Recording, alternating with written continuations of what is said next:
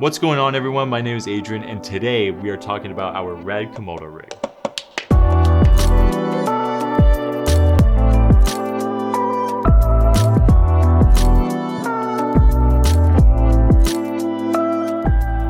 The Red Komodo is one beast of a camera and a tiny little package, and has become our go-to camera for commercial and narrative work. Being that it is such a small camera, we want to keep it compact and modular. And this is because we like to switch our setups very quickly and be prepared for pretty much anything. And as always, this rig is not for everybody, though I would argue this is pretty close to perfect. This was something that just fit our needs, and everybody is going to be a little bit different when it comes to your own camera rig. But with all that being said, let's dive into this rig.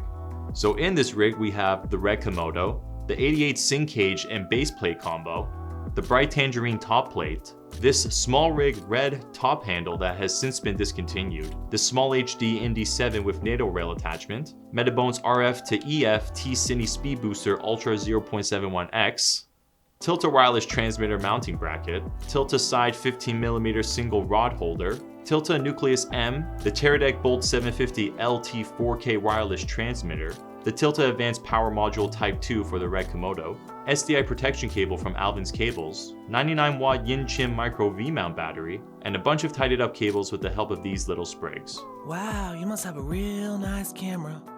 Yeah, that's a nice camera. Now, the real hero of this entire rig are the NATO Rails. Oftentimes we find ourselves needing to make quick rig changes on the fly, and being able to build or break apart a camera gives us more time to set up for the next shot. So whether we need it on a Ronin, handheld, snorri rig, tripod, we're pretty much ready for anything. Now, I don't want to dive too deep into every part of this camera rig, but really speak on the parts that really stand out. The 88 Syn Cage combo.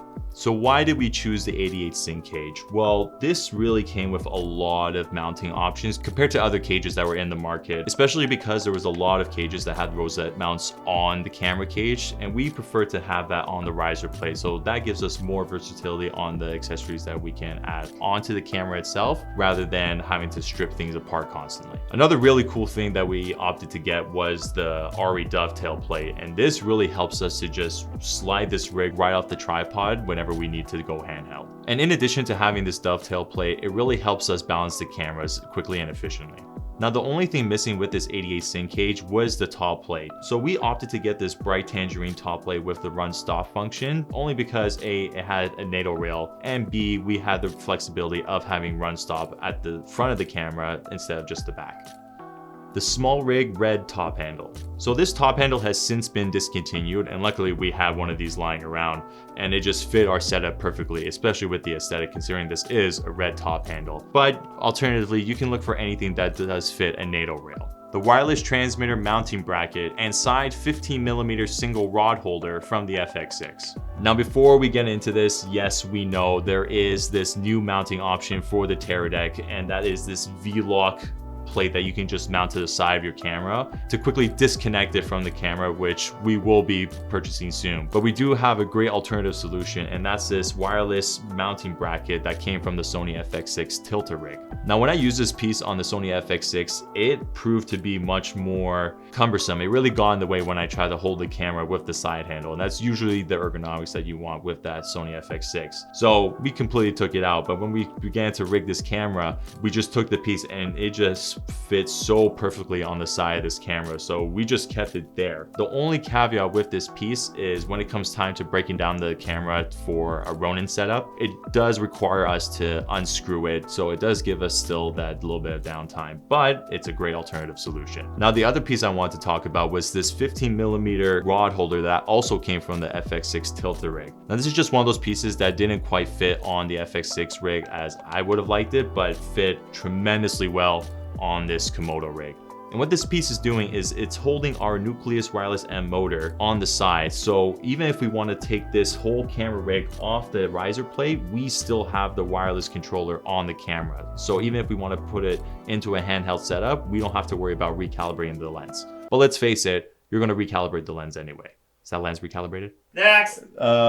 One other piece that really stands out is this SDI Protector Cable from Alvin's Cables. Now, one thing about these cinema cameras are the SDI ports are very susceptible to damage if you don't follow a certain order of operations. Now, one thing with the Red Komodo is when you have the Tilta power module, it's very hard to remove the SDI cable. So that's why we opted to get this cable from Alvin's Cables to make it a much more ergonomic setup, so it makes taking the SDI cable out much easier. We got this Tilta Power Module Type 2 for its V-mount position and its extensive port options. These ports include run stop capabilities, gen lock, time code, and camera control for our SmallHD monitor.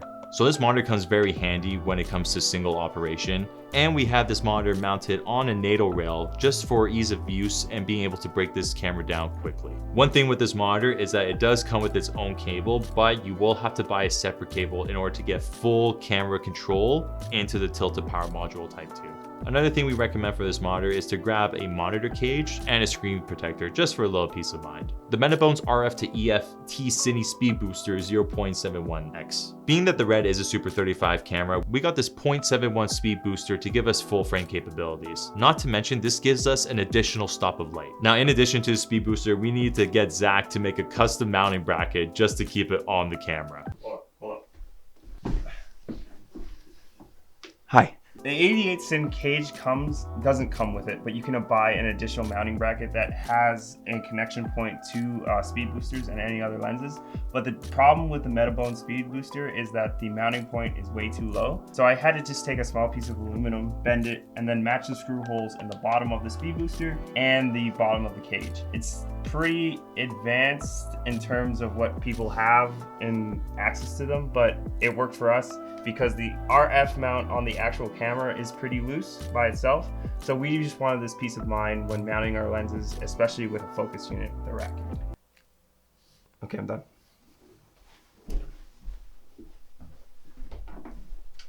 Carry on. Thanks, Zach. We also have this Tilta Nucleus M motor for wireless AC control. We also sometimes mount our mini follow focus for solo operation. Now, whenever you're building your own camera rig, it's always important to keep your cables tidy. That's why we use these cable sprigs to really just condense these cables and try to keep it as tidy as possible. Mind you, this isn't the most organized considering the amount of accessibility we have to all these cables, but we got as condensed as possible. Anyways, guys, thank you so much for watching this video. We're gonna have links to all the parts that we use in this camera rig in the description box below. If you have any questions about this camera rig, feel free to leave it in the comments below. Don't forget to like and subscribe, and we'll see you in the next video.